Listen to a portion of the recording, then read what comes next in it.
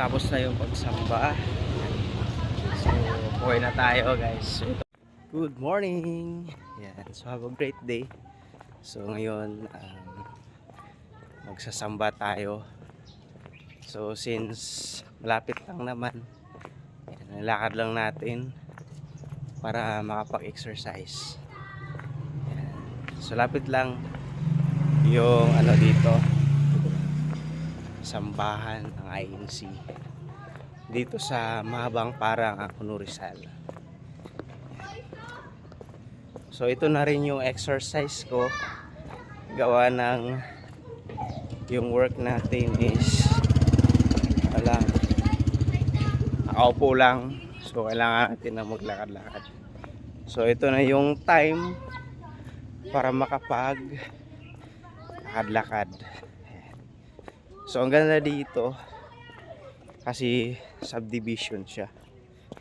Yung mga area dito is puro mga subdivision. Kaya bukod sa safety, maganda yung place, tahimik. Yan. So, yan. Exercise tayo. Have a great day. Yan.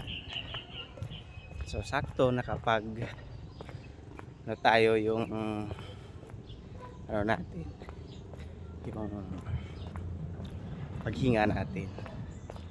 So, napaka-importante na gumalaw tayo sa araw-araw. Yan. Kasi para mababuhay natin, hindi tayo stay lang sa isang lugar. Kaya ayun. So malapit na tayo sa sambahan dito sa Mahabang Parang. Kaya bye muna. So ayan, natapos na yung pagsamba dito sa Tulip Street. Ayan, Mahabang Parang, sa Bay Street.